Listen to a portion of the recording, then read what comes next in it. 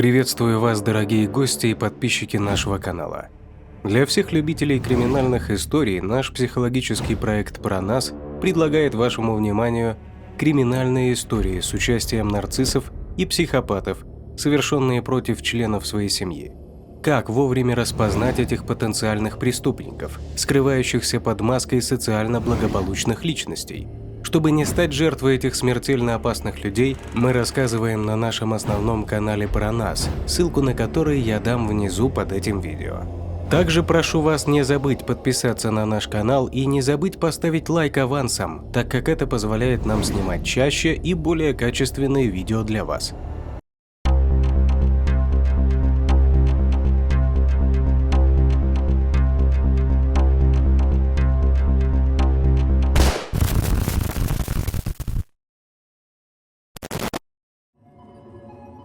Убийство Дженнифер и Эбби Блэк. Темная сторона идеальной семьи. Дженнифер, Эбби и Майкл Блэк считались идеальной семьей, пока жена и дочь не пропали без вести. А главе семейства было предъявлено обвинение в убийстве. Что случилось с Дженнифер и Эбби Блэк? Шокирующая смерть 34-летней Дженнифер Блэк и ее 6-летней дочери Эбби в Гранд-Джанкшен, штат Колорадо, годами очаровывала и ужасала страну. То, что началось как обычный день в 2001 году, превратилось в кошмар, когда Майкл Блэк сообщил, что его жена Дженнифер и дочь Эбби пропали без вести. По мере того, как расследование разворачивалось, правда в конце концов раскрыла леденящую кровь историю обмана, предательства и убийства. В этой статье мы углубимся в душераздирающие подробности дела, судебных процессов и влияния этой трагедии на семью и общество. По словам друзей и семьи, Дженнифер Блэк была очень милой женщиной, которая каждый день звонила маме и начинала делать рождественские покупки еще в начале ноября. Дженнифер была предана своей христианской вере и считала важным, чтобы и в ее муже это качество нашло отражение. Она познакомилась с 25-летним Майклом Блэком, пилотом вертолета ВМС США, во время своих учебных лет в Национальном университете Сан-Диего. Майкл, по-видимому, соответствовал ее представлениям об идеальном семьянине. Дженнифер всегда искала замечательного мужа и преданного христианина, который мог бы обеспечить семью и иметь детей, рассказала ее подруга Тереза Винденман. Жизнь в Симпсонвилле. Дженнифер и Майкл поженились в 1991 году. Вскоре после этого Майкл уволился из военно-морского флота и стал инженером. Молодожены переехали в Симпсонвиль, Южная Каролина, где у них родилась дочь Эбби. По словам Майкла, Эбби стала миниатюрной Дженнифер, которая просыпалась с пением по утрам и ложилась спать с пением по ночам. Симпсонвиль был идеальным местом для Дженнифер и Майкла. Они принимали участие в библейских занятиях и заводили прекрасных новых друзей в своей церкви. Дженнифер участвовала в уроках для первоклассников и занималась джазерцайз. Жизнь казалась прекрасной. Однако за кулисами скрывалась более мрачная динамика.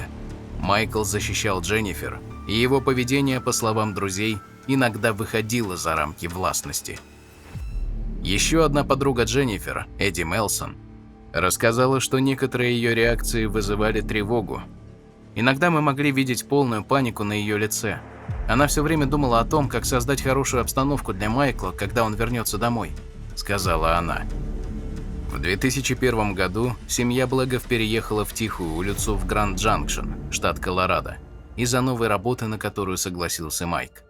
Дженнифер не хотела уезжать из Симпсонвилля и была недовольна переменами, но хотела поддержать своего мужа. Исчезновение. 13 ноября 2001 года Майкл Блэк трижды пытался позвонить домой, возвращаясь с работы. В записи одного из звонков слышно, как Майкл говорит: «Привет, моя прекрасная невеста. Надеюсь, тебе весело. Ты на улице и занимаешься разными крутыми и изящными вещами». Позже он сказал полиции, что забеспокоился и почувствовал, что что-то не так. Когда Майкл вернулся домой, он заметил, что задняя дверь была открыта. Внутри дома он обнаружил кровь, о чем он доложил в офис шерифа округа Меса. Власти прибыли в семейный дом и не обнаружили следов взлома. Сумочка, ключи и машина Дженнифер все еще оставались в доме, а рюкзак Эбби был найден в ее комнате. Следователи сосредоточились на пропитанном кровью матрасе в главной спальне и большом пятне крови на полу под ним. Это открытие положило начало делу, которое потрясло маленький город Гранд-Джанкшн. Расследование. Вначале власти рассматривали дело как расследование пропавших без вести, но большое количество крови, обнаруженное на месте происшествия, и отсутствие каких-либо зацепок, позволяющих предположить, что Дженнифер и Эбби ушли добровольно, убедили детективов, что они имеют дело с убийством. Следователь Стив Кинг сказал, что место преступления заставило его почесать затылок, потому что ничего в нем не выглядело правильно. Крови было много. Дженнифер и Эбби уже не было, и следов борьбы тоже не было. На ковре возле кровати следователи также обнаружили пустую шкатулку Дженнифер из-под драгоценностей. Мы поражены тем фактом, что там было множество других вещей, которые кто-то, кто находился там исключительно из-за денежной выгоды, взял бы с собой, сказал Кинг. Поэтому я говорю, вы знаете, это место преступления выглядит неправильно. Похоже, это было постановкой. Аномалии и подозрения. В течение следующих нескольких месяцев правоохранительные органы проводили обыски в этом районе, опрашивали друзей и членов семьи, а также расследовали личную жизнь Блэгов. Это включало интервью с Майклом Блэгом о любых напряженных отношениях в его браке.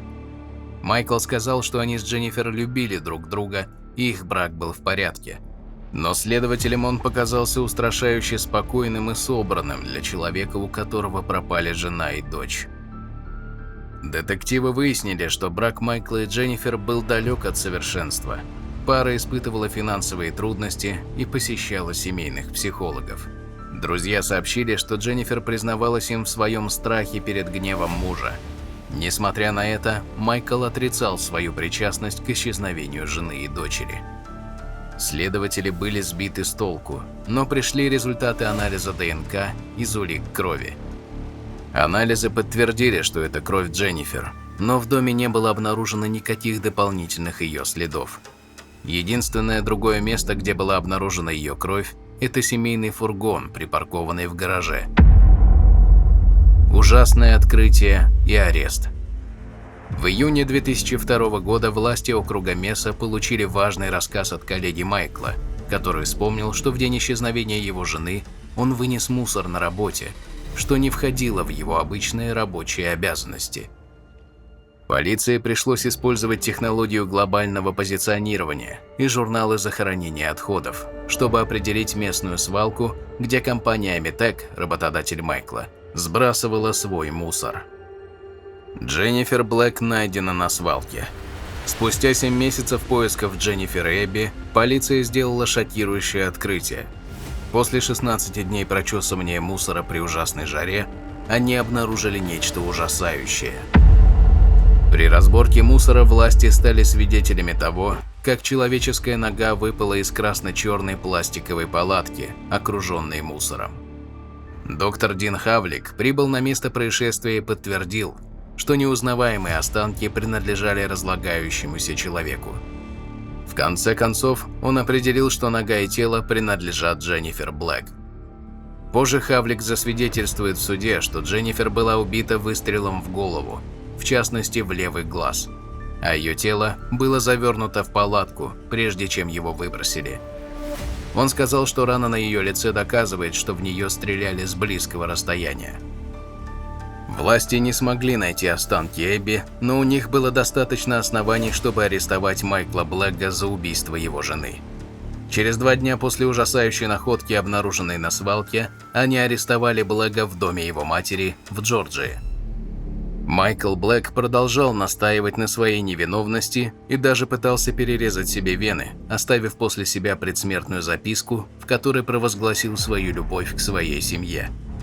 Хотя Майкла поддерживала его мать, сестра и общественный защитник Дэвид Эйснер, волна общественного мнения изменилась, когда всплыли зловещие подробности его гиперсексуальной активности. а также доказательство того, что Майкл и Дженнифер ссорились до ее исчезновения. Когда его спросили, что, по его мнению, случилось с его женой и дочерью, Майкл сказал: «В какой-то момент, когда мы были всей семьей, кто-то увидел нас и решил, что им нравится Эбби, и они хотят забрать ее.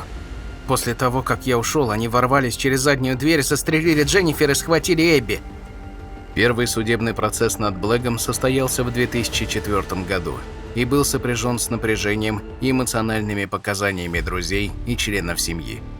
Прокуратура нарисовала портрет мужчины, который был несчастлив в браке и в приступе ярости убил свою жену. Защита утверждала, что нет никаких вещественных доказательств, связывающих Майкла с преступлением, и предположила, что в убийстве виноват злоумышленник или похититель детей. Присяжные признали Майкла Блэга виновным в убийстве первой степени и приговорили его к пожизненному заключению без возможности условно-досрочного освобождения. Однако после 10 лет в тюрьме обвинительный приговор Блэга был отменен. После отмены приговора и назначения нового судебного разбирательства ситуация в деле Майкла Блэга снова оказалась в центре внимания. Отмена приговора была основана на том, что один из присяжных, участвовавших в первом процессе, не был честен в своих ответах о домашнем насилии в анкете.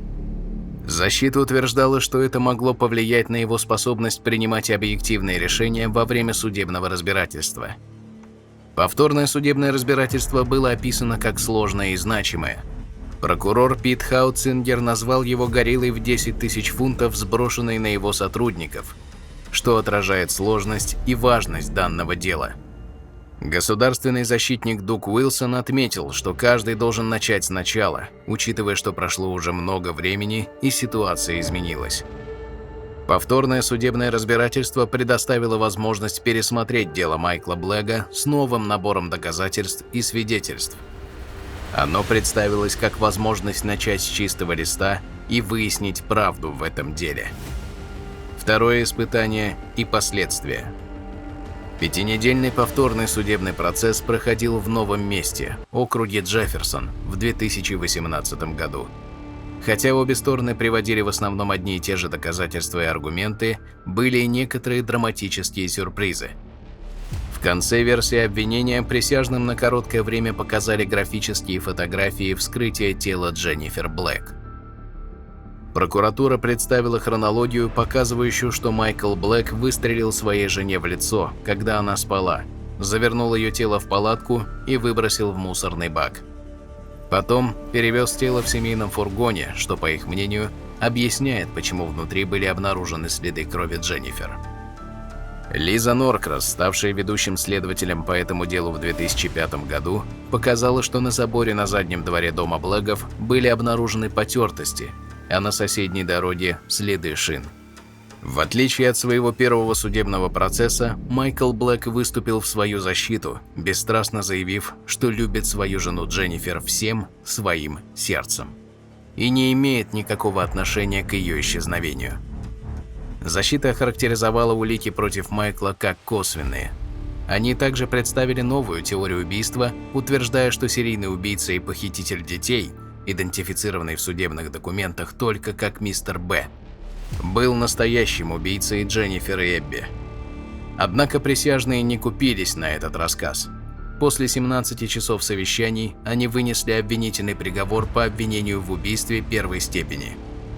Майкл Блэк снова был приговорен к пожизненному заключению без возможности условно-досрочного освобождения. Осуждение принесло некоторое закрытие семье и обществу. Однако вопрос о том, что случилось с Эбби, до сих пор не дает покоя тем, кто внимательно следил за делом. Трагическая смерть Дженнифер и Эбби Блэк глубоко повлияла на семью, друзей и жителей Гранд-Джанкшен. Этот случай послужил пугающим напоминанием о тьме, которая может существовать в жизни, казалось бы, счастливой семьи, посещающей церковь. Мать Дженнифер Мэрилин Конвей стала защитником пропавших без вести и убитых детей. Дело также вызвало широкие дискуссии о домашнем насилии, проблемах, с которыми сталкиваются правоохранительные органы в этих случаях, и важности поддержки жертв и их семей. Несмотря на то, что Майкл Блэк дважды был осужден за убийство, он по-прежнему настаивает на своей невиновности, как и его семья. Его сестра Клэр Петерсон сказала: «Наш брат Майкл Блэк невиновен, и мы не откажемся от борьбы, пока он не будет признан невиновным и не вернется домой». Заключение. Как вы думаете, могла ли Эбби стать нежелательным свидетелем убийства своей матери? Может быть, Майкл решил избавиться от нее, чтобы просто скрыть свои преступные действия? И где сейчас покоится тело малышки? Оставляйте свои мысли и догадки в комментариях. Кто эти страшные люди, совершающие немыслимые преступления, и как вовремя определить, что человек, с которым вы общаетесь, нарцисс или психопат?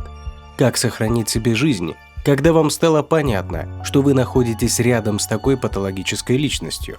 Смотрите информацию на нашем основном канале, ссылка на который стоит под этим видео. Прошу вас не забыть поставить лайк за нашу работу и подписаться на наш канал, чтобы не пропустить новые истории о чудовищных преступлениях, совершенных нарциссами и психопатами.